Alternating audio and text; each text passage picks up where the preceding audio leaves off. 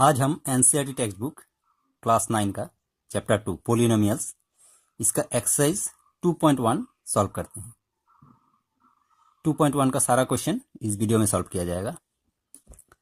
तो पहला क्वेश्चन है number 1, which of the following expressions are polynomials in one variable and which are not, state reasons for your answer. तो यहाँ पे कुछ पोलिनोमियल्स दिया गया है, हमें ये बताना है कि ये जो पोलिनोमियल्स है ये पोलिनोमियल्स इन वन वेरिएबल है या नहीं है। अगर है तो क्यों है, अगर नहीं है तो क्यों नहीं है, उसका रीज़न भी बताना है। अब पोलिनोमियल क्या होता है इसके बारे में मैंने अपनी इंट्रोडक्टरी वीडियो में बताया था, आप चाहे तो वो वीडियो एक बार देख सकते हैं, वो मैं लिंक शेयर कर दूंगा डिस्क्रिप्शन में। तो ये है 4x² - 3x + 7, ये पोलिनोमियल दिया हुआ है। अब वन वेरिएबल का मतलब क्या होता है, ये वेरिएबल है, मैंने इंट्रोडक्टरी वीडियो में बताया था कि ये वेरिएबल होता है और ये कोएफिशिएंट होता है। वन वेरिएबल मतलब एक ही प्रकार का वेरिएबल, यानी कि x इसमें दोनों x ही है, किसी किसी में x y हो जाता है तो दो वेरिएबल हो जाता है, तो इसमें एक ही प्रकार का वेरिएबल है। तो ये दो चीज़ हमें यहाँ पे चेक करना है, एक तो पहले देखना है कि ये पोलिनोमियल है या नहीं है, यानी कि पोलिनोमियल होने के लिए इसका जो कंडीशंस है पोलिनोमियल का वो सारा फुलफिल करता है या नहीं। अगर करता है तो पहले बात है ये पोलिनोमियल है, फिर आगे देखना है कि ये वन वेरिएबल वाला है नहीं। अब पोलिनोमियल होने के लिए जो हमारा कंडीशन है वो क्या है, एक तो इसका कोएफिशिएंट होना चाहिए और उसका एक वेरिएबल होना चाहिए जिसका वेरिएबल का एक पॉजिटिव होल नंबर पावर होना चाहिए। तो ये दोनों में वैसा ही है, x का पावर 2 है, इसमें x का पावर 1 है, इसमें कुछ नहीं है, यानी कि x का पावर 0 है। तो ये पोलिनोमियल का सारा कंडीशन फुलफिल कर रहा है, यानी कि पोलिनोमियल है और इसमें वन वेरिएबल है, इसका मतलब it is a polynomial in one variable x, variable इसमें x है, तो ये सही है, वन वेरिएबल वाला पोलिनोमियल है। अब सेकंड है y² + √2, तो इसमें भी वही बात है, y का पावर 2 है पॉजिटिव होल नंबर और इसका कोएफिशिएंट 1 है, इसका मतलब ये भी एक पोलिनोमियल इन वन वेरिएबल और जो उसका वेरिएबल है y। फिर number 3, 3√t + t√2।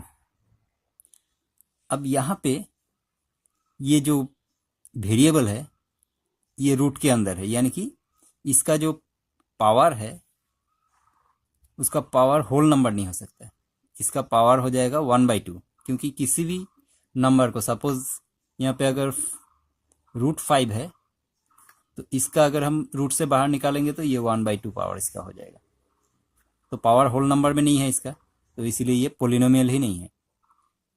It is not a polynomial as power of t in √t is not a whole number. Number 4 में है y + 2/y। ये y का जो इसमें पावर है वो निगेटिव पावर हो जाएगा, फ्रैक्शन में आने से वो डिनोमिनेटर में होने से उसका पावर निगेटिव हो जाता है। It is not a polynomial as power of y in second term is not a whole number, तो ये भी होल नंबर नहीं है, क्योंकि निगेटिव नंबर होल नंबर नहीं होता है, तो फिर ये भी पोलिनोमियल नहीं है। फिर 5 number x10 y³ t50,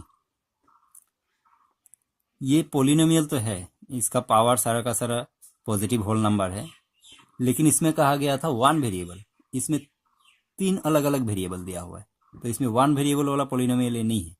it is not a polynomial of one variable as it has 3 variables x, y and t। अब हम सेकेंड क्वेश्चन पे चलते हैं।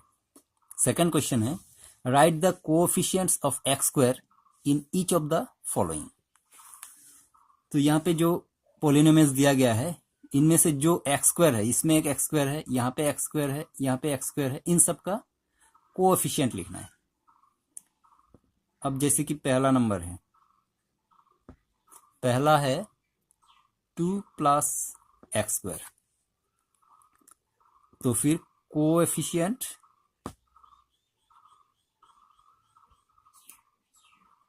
Of x² is 1। X square का कोफिशिएंट 1, यहाँ पे अगर कोई नंबर नहीं दिया हुआ है तो इसका मतलब हम ये 1 कंसिडर करना पड़ेगा। तो एक्स स्क्वायर का कोफिशिएंट हो गया 1, ये हो गया 1 नंबर। फिर 2 नंबर है 2 minus x square plus x cube. Coefficient of x square is, यहाँ पे एक्स स्क्वायर का कोफिशिएंट हो जाएगा, यहाँ पे भी 1 होगा, पर क्योंकि यहाँ पे सिंबल माइनस का है तो -1 हो जाएगा, -1। 3 में है π/2 एक्स स्क्वायर प्लस एक्स, तो इसमें हो जाएगा coefficient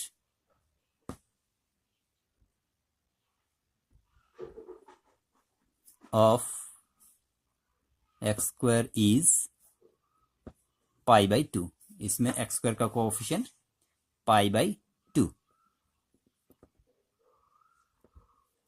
√2x -1,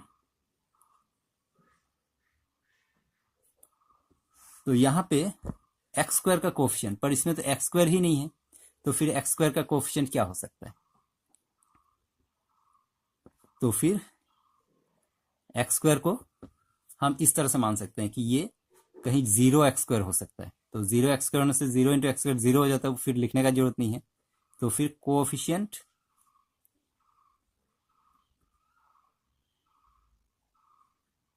of x square is 0, या फिर हम ये भी लिख सकते हैं कि there is no coefficient of x square.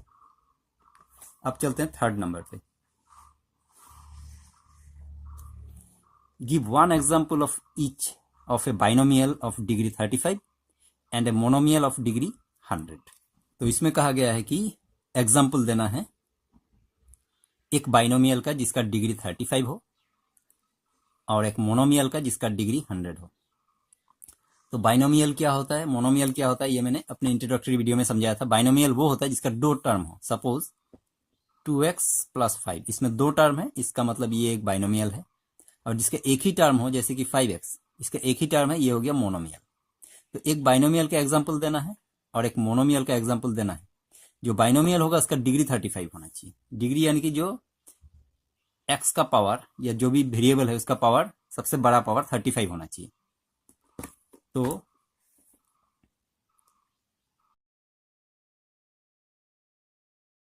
Binomial of degree 35, इसमें हम कुछ भी लिख सकते हैं।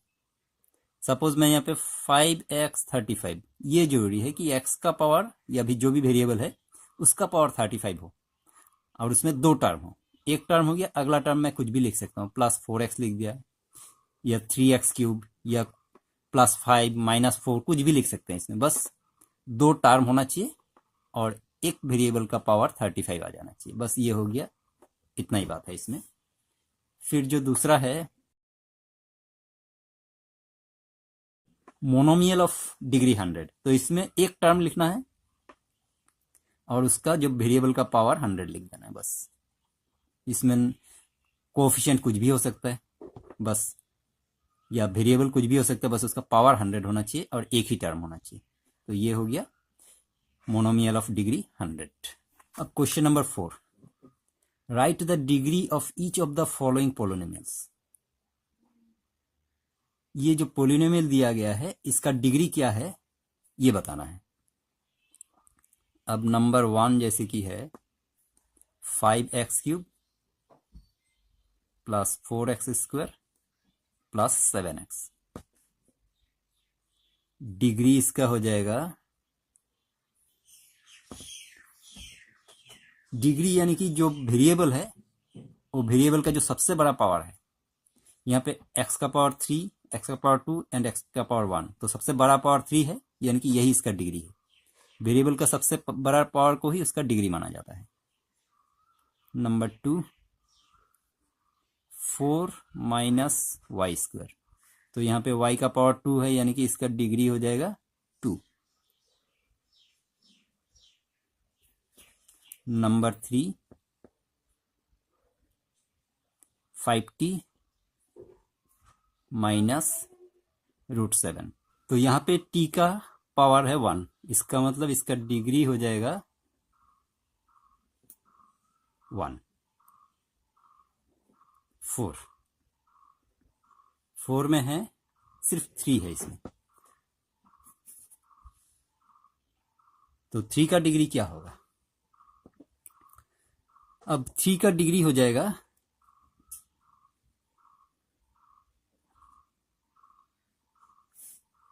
3 का डिग्री होगा 0। पर 0 क्यों होगा? ये मैंने अपने इंट्रोडक्टरी वीडियो में समझाया था किस तरह से हो सकता है। सपोज 3 का पावर x है, 3 का कोफिशिएंट x है। अब x का पावर 0, अब किसी भी नंबर हो या कोफिशिएंट हो, किसी का भी पावर 0 होने से उसका वैल्यू, फाइनल वैल्यू 1 हो जाता है। यानी कि x का पावर 0 यानी कि इसका वैल्यू 1, तो 3 1 जा 3, तो इसलिए इसका डिग्री हो जाएगा 0।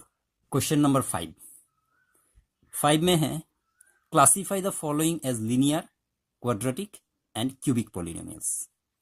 ये सारा पॉलिनोमियल दिया हुआ, ये किस प्रकार का पॉलिनोमियल है, कौन सा लीनियर है, कौन सा क्वाड्रेटिक है और कौन सा क्यूबिक है, ये बताना है। तो ये पता कैसे चलेगा? अभी हमने जैसे सीखा था डिग्री क्या होता है, तो डिग्री को देख के ही हमें बताना है कि ये किस प्रकार का पॉलिनोमियल है। जिसका डिग्री 1 होगा वो लीनियर है, जिसका डिग्री 2 होगा वह क्वाड्रेटिक पॉलिनोमियल है, और जिसका डिग्री 3 होगा वो क्यूबिक पॉलिनोमियल है। अब जैसे पहला है x² + x, ये इसमें x का पावर 2 है, इसमें x का पावर 1, यानी कि ये बड़ा पावर है तो यही डिग्री माना जाएगा। अगर डिग्री 2 है तो फिर ये हो जाएगा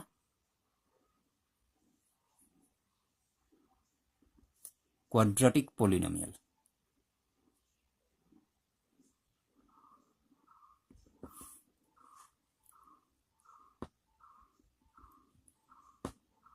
x माइनस x³, यहाँ पे x का बड़ा पावर 3 है, यानी कि ये हो गया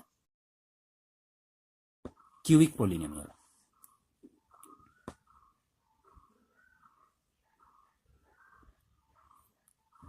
थ्री में है y + y² + 4, तो इसमें y का सबसे बड़ा पावर 2 है, ये होगा क्वाड्रेटिक पॉलिनोमियल। फिर नंबर 4 में है 1 + x, x का पावर इसमें 1 है, तो 1 होने पे ये हो जाएगा लीनियर पॉलिनोमियल। 3t, तो 3t है मतलब इसमें भी पावर 1 है, तो ये भी हो जाएगा लीनियर पॉलिनोमियल। r² यानी कि पावर 2 होने पे हो जाएगा क्वाड्रेटिक पॉलिनोमियल। उसी तरह नंबर 7, इसमें है 7x³ यानी कि इसका पावर 3 है, तो फिर ये हो जाएगा क्यूबिक पॉलिनोमियल। तो ये था क्लास 9 का 2.1 का सारे क्वेश्चंस का solution. Thank you for watching.